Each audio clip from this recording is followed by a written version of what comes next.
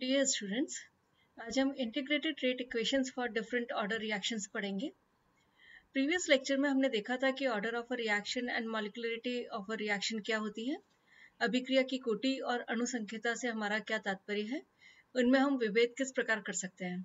हमने ये भी देखा था कि मॉलिक्युलरिटी के आधार पर रिएक्शंस को 3 भाग में डिवाइड किया गया था। पहला था यूनिमॉलिक्युलर रिएक्शंस, दूसरा था बायोमॉलिक्यूलर रिएक्शंस और तीसरा था टर्मोलिक्यूलर रिएक्शंस। इसी प्रकार ऑर्डर के आधार पर भी हम अभिक्रियाओं को क्लासिफाई कर सकते हैं। पहला है जीरो ऑर्डर रिएक्शंस, दूसरा है फर्स्ट ऑर्डर रिएक्शंस, तीसरा है सेकंड ऑर्डर रिएक्शंस, चौथा है थर्ड ऑर्डर रिएक्शंस और पांचवा है स्यूडो ऑर्डर रिएक्शंस।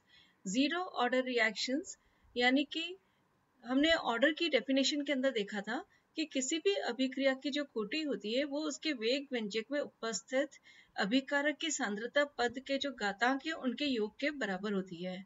और अगर हम जैसे फॉर एग्जांपल हमने वहां देखा था कि 3 रिएक्टेंट हमने लिए थे ए, बी और सी, और उनके जो कोफिशिएंट्स थे स्मॉल ए, स्मॉल बी और स्मॉल सी, इन तीनों को ऐड करके हमने टोटल ओवरऑल रिएक्शन का ऑर्डर या कोटि हमने निर्धारित की थी। अगर हम किसी एक अभिकारक के रेस्पेक्ट में बात करते हैं, जैसे फॉर एग्जांपल ए के रेस्पेक्ट में हम बात करें, अगर उस ए की जो सांद्रता टर्म है, जो उसकी सांद्रता पद है, अगर उसकी जो पावर है, उसकी घात है, अगर वो 0 है तो हम ये कहेंगे कि उस अभिकारक के संदर्भ में कोटि जो है वो 0 है। तो इसी प्रकार हम फर्स्ट ऑर्डर के लिए भी बोल सकते हैं, अगर वो घात 1 होगी तो हम बोलेंगे फर्स्ट ऑर्डर रिएक्शंस है। अगर हम बोलेंगे वो अगर उसकी घात जो है वो 2 सम के बराबर होगी, अगर 2 रिएक्टेंट के रेस्पेक्ट में अगर एक है या किसी एक रिएक्टेंट की भी अगर पावर जो है वो 2 है तो हम कहेंगे ये सेकेंड ऑर्डर रिएक्शन है। इसी प्रकार हम थर्ड ऑर्डर रिएक्शन और स्यूडो ऑर्डर रिएक्शंस को भी डिफाइन कर सकते हैं, वो हम आगे एक एक के बारे में देखेंगे, डिटेल में स्टडी करेंगे। आज हम इंटीग्रेटेड रेट इक्वेशन यानी कि समाकलित वेग समीकरण का व्युत्पन्न करेंगे for zero order reactions. Integrated rate equations play a very important role in determining order and rate constants of reactions.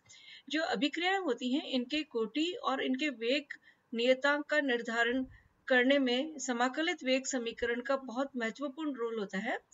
और इसके आधार पर हम ये बता सकते हैं कि अभिक्रिया जीरो ऑर्डर है, फर्स्ट ऑर्डर है या सेकंड ऑर्डर है या स्यूडो ऑर्डर है। आज हम जीरो ऑर्डर रिएक्शंस के बारे में पढ़ेंगे। जीरो ऑर्डर रिएक्शंस यानी कि शून्य कोटि की अभिक्रियाएं।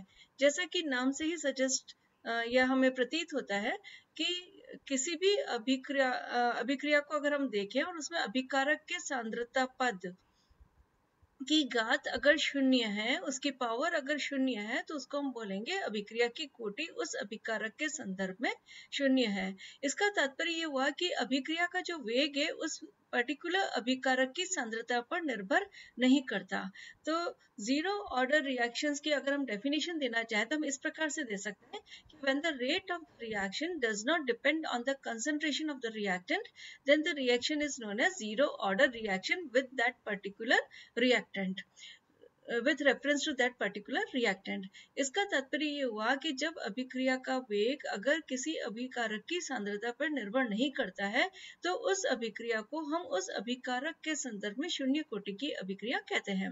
फॉर एग्जाम्पल यहाँ पर हम देख सकते हैं कि एक हमने रिएक्टेंट लिया है ए और दूसरा हमने पी यहाँ पर प्रोडक्ट लिया है। अभिकारक ए अभिक्रिया कर उत्पाद पी बना रहे हैं। यहाँ पर आप देख सकते हैं हमने एक रिएक्शन स्कीम लिखी है कि T इज इक्वल टू 0 पर क्या कंसंट्रेशन है, T is equal to T पर क्या कंसंट्रेशन है। T इज इक्वल टू 0 इसका तात्पर्य ये हुआ कि अभी अभिक्रिया प्रारंभ नहीं हुई है, उस समय पर अभिकारक के A मोल है। इसे हम प्रारंभिक सांद्रता भी कह सकते हैं अभिकारक की। Initial concentration of reactant A is small a है। और जो कि अभी अभिक्रिया प्रारंभ ही नहीं हुई है, तो प्रोडक्ट की जो सांद्रता होगी, प्रोडक्ट की जो कंसंट्रेशन होगी, वो यहाँ पर अभी हम 0 ले रहे हैं। अगर टी टाइम जब पास हो जाए तो उसके बाद में जो रिमेनिंग कंसंट्रेशन है रिएक्टेंट की, वो हमने यहाँ पर A माइनस एक्स ली है, अर्थात रिएक्टेंट A के x मोल रिएक्ट करके प्रोडक्ट के x मोल बना चुके हैं और अब जो रिमेनिंग कंसंट्रेशन है, शेष रही सांद्रता जो है अभिकारक की, वो हो जाएगी A माइनस एक्स और प्रोडक्ट की जो सांद्रता है वो हो जाएगी x। इस अभिक्रिया की अगर हम रेट ऑफ रिएक्शन यानी कि अभिक्रिया वेग अगर हम देते हैं, तो हमने पूर्व में भी देखा था कि हम रिएक्टेंट की जब रेस्पेक्ट में देते हैं तो उसके आगे हम माइनस साइन लगा देते हैं, और प्रोडक्ट के रेस्पेक्ट में हम देते हैं तो उसके आगे पॉजिटिव साइन लगाते हैं, या हम साइन इंडिकेट नहीं करते। इसका तात्पर्य यह है कि वो वहां पर प्रोडक्ट के जैसे एक्ट कर रहा है। यहाँ पर हम देख सकते हैं कि जो रिएक्टेंट है ए, अगर उसके संदर्भ में हमने रेट ऑफ द रिएक्शन लिखी है तो minus d a minus x divided by d T. हम देख सकते हैं यहाँ पर रिएक्शन स्कीमेट की टी समय पर रिएक्टेंट की कंसंट्रेशन जो है वो ए माइनस एक्स है, तो हमने यहाँ पर ए माइनस एक्स लिखा है। Now rate of the reaction would be directly proportional to concentration of reactant, so A के यहाँ पर सांद्रता के समानुपाती होगी। लेकिन यहाँ पर हमने कहा है कि ये जीरो ऑर्डर रिएक्शन है, तो इसलिए जो कंसंट्रेशन टर्म है इसकी जो पावर है, घात है, वो जीरो के बराबर होगी। तो आप देख सकते हैं कि हमने rate of the reaction is directly proportional to a raise to the power raise to it zero.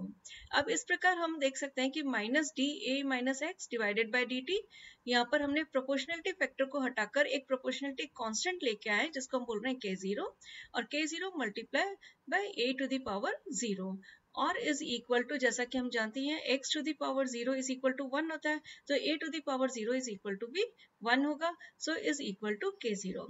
यहाँ पर k0 जो है वो rate constant for the zero order reaction है, या इसको हम स्पेसिफिक रिएक्शन रेट भी कहते हैं। शून्य कोटि अभिक्रिया का वेग नियतांक या विशिष्ट अभिक्रिया वेग भी कहते हैं इसको हम, और ये सिर्फ टेम्परेचर के ऊपर डिपेंड करता है, ये सिर्फ ताप के ऊपर निर्भर करता है। अगर हम इस अभिक्रिया के वेग को, रेट ऑफ द रिएक्शन को प्रोडक्ट के रेस्पेक्ट में देंगे तो हम इस प्रकार से लिख सकते हैं यहाँ पर, जैसा कि हमने कहा है कि प्रोडक्ट की x कंसंट्रेशन हमने ली है, तो dx by dt is equal to k0। अब अगर हम इस इक्वेशन को रीअरेंज कर देते हैं, इसका मतलब ये हुआ कि जो कंसंट्रेशन टर्म है उसको हम एक साइड में कर देते हैं और जो टेम्परेचर जो टाइम है उसको हम एक साइड में कर देते हैं। फॉर एग्जांपल यहाँ पर हमने देखा dx is equal to k0 dt। अब इस इक्वेशन का, इक्वेशन 3 का हम इंटीग्रेशन करते हैं यानी कि समाकलन करते हैं। इंटीग्रेशन जैसा कि आपको मालूम ही है कि ये दो लिमिट्स के बीच में होता है, एक तो लोअर लिमिट होती है, एक अपर लिमिट होती है।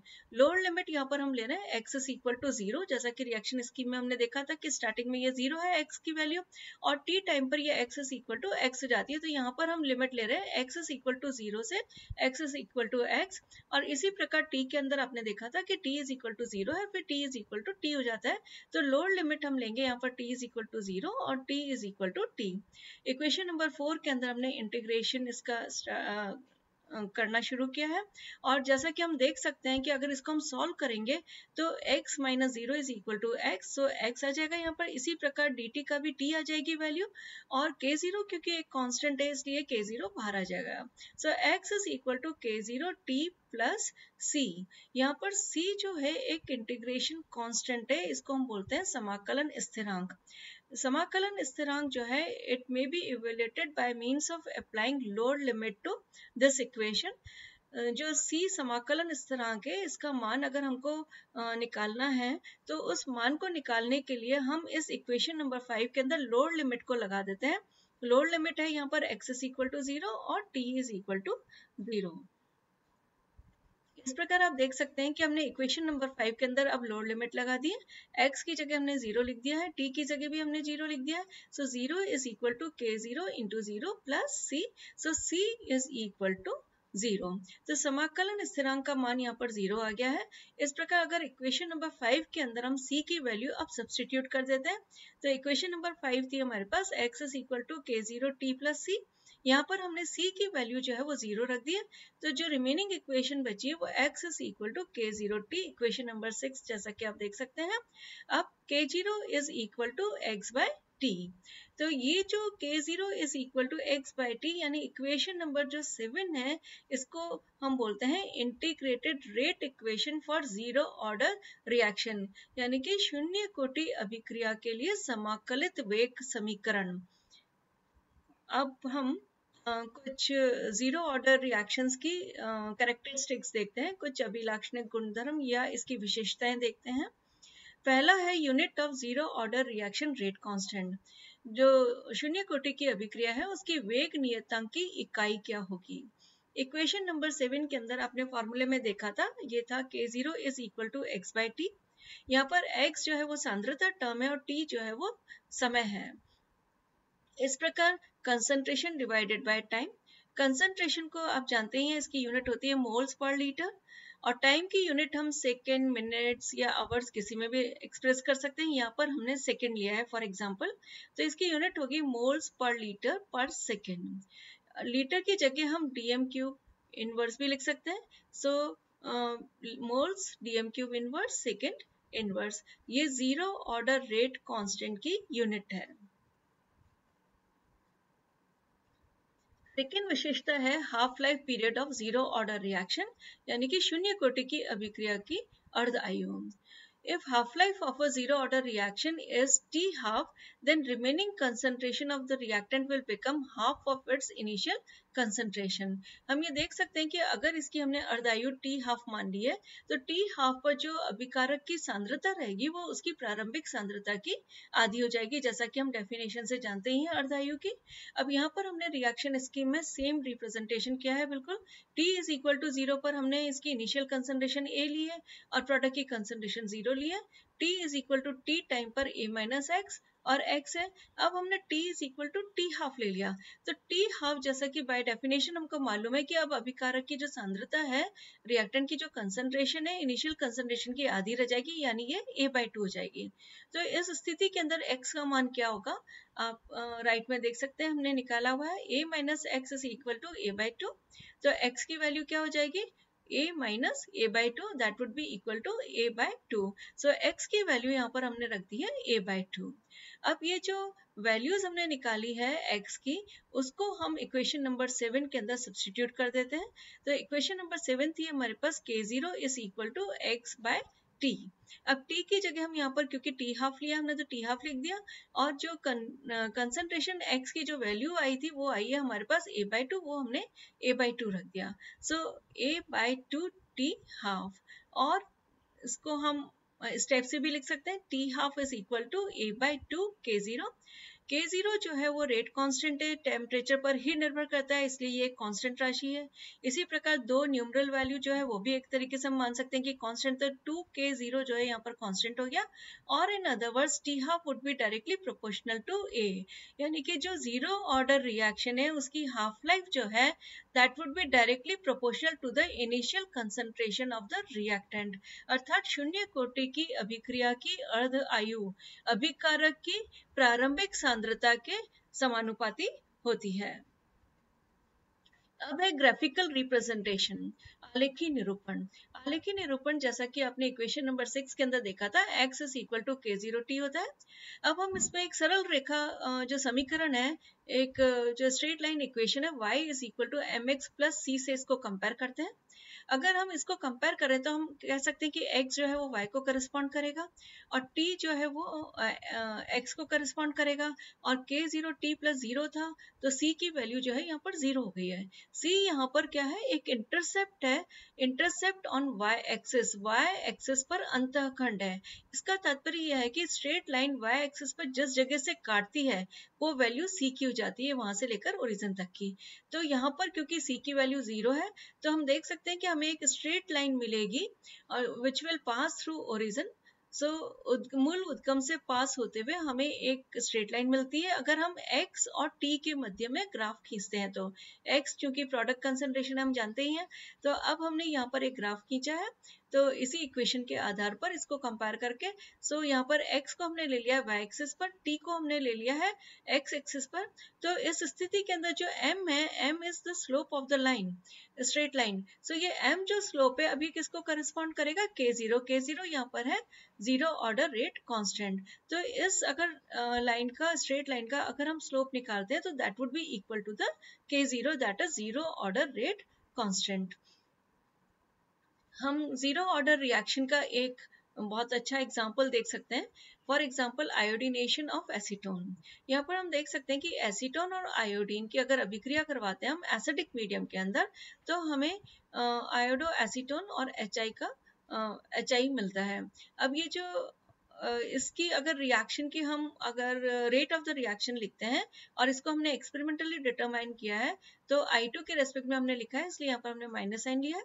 यहाँ पर K इसका रेट कांस्टेंट है। अब इसके वेग व्यंजक में हम देखते हैं एक मॉलिक्यूल तो एसीटोन का मिल रहा है, यहाँ पर एक हाइड्रोजन आयन का मिल रहा है और I2 टू द पावर 0 है।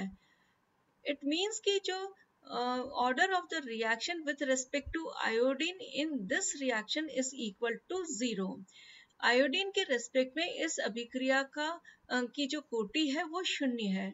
वो हम कैसे बता सकते हैं? तो ये क्योंकि एक एक्सपेरिमेंटल वैल्यू हमारे पास आई है, I to the power 0 is equal to 1 होगा, तो इनडायरेक्टली हम ये कह सकते हैं कि एसीटोन और एचाइन के ऊपर जो अभिक्रिया का वेग है वो निर्भर कर रहा है, आयोडीन के ऊपर निर्भर नहीं करता। यानी कि हैलोजन, अगर हम आयोडीन की जगह यहाँ पर ब्रोमीन भी ले लेंगे तब भी रिएक्शन की रेट यही सेम ही होगी।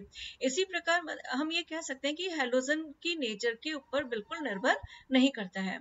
अब यहाँ पर एसीटोन है, एक हाइड्रोजन आयन है, इसके साथ रिएक्ट किया, इसने एक इंटरमीडिएट बनाया और ये फाइनली CH3COH CH2 इसके इनॉलिक फॉर्म के अंदर आ जाता है और हाइड्रोजन आयन बना लेता है। अब ये आयोडीन के साथ रिएक्ट कर कर यहाँ पर आयोडीन का सब्स्टिट्यूशन हो जाता है और HI बन जाता है। इस प्रकार हम देख सकते हैं कि जो रिएक्शन की जो रेट है वो फर्स्ट स्टेप के ऊपर निर्भर करती है। तो इसीलिए हम कहते हैं कि आयोडीन के रेस्पेक्ट में या हैलोजन के रेस्पेक्ट में यहाँ पर ये 0 ऑर्डर रिएक्शन है।